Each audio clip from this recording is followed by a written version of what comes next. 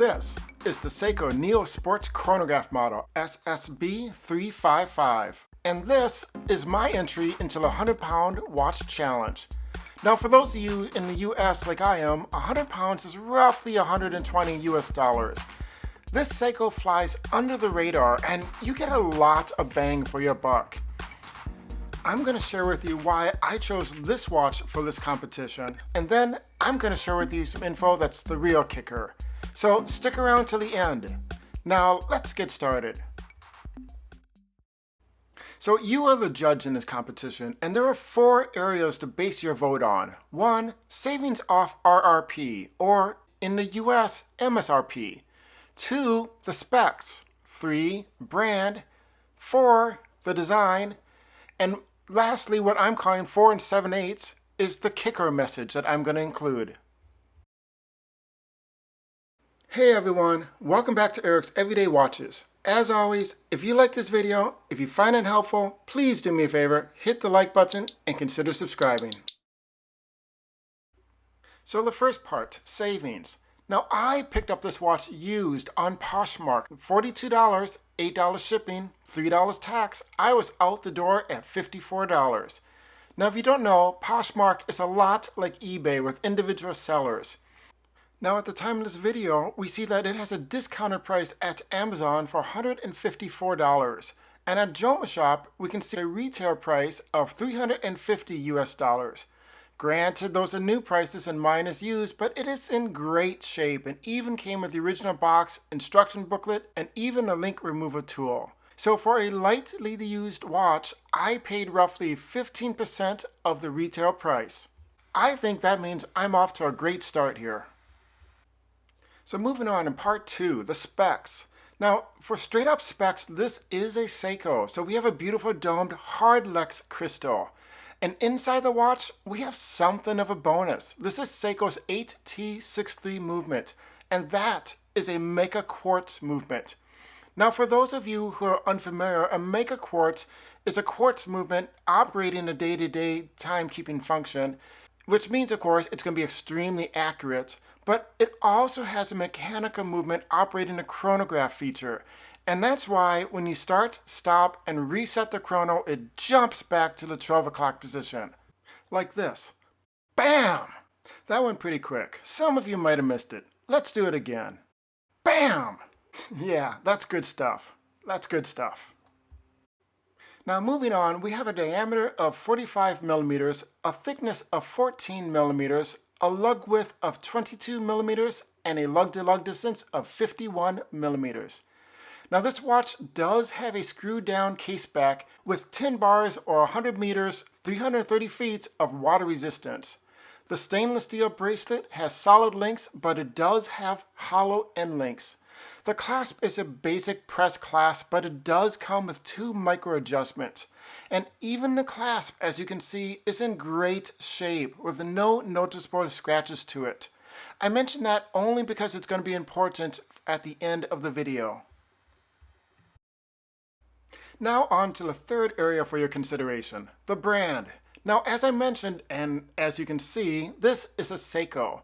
And here's what that means to me. Seiko is more or less the king when it comes to quality, affordable watches.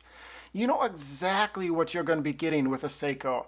The fit and finish is going to be good. The hard Lex crystal is going to be a half a step up from a plain mineral crystal. It's going to be reliable, and it is going to be accurate. Seiko makes all their own in-house movements. Not every watch company can do that. A lot of smaller companies use non-branded Seiko movements in their watches.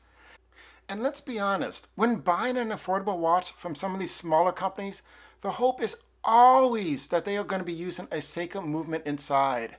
Now, with a Seiko watch, there is no doubt that it is going to work as it was meant to. I have purchased a watch with a Seiko movement inside from another company, only later to find out that turning a crown felt like mixing cement.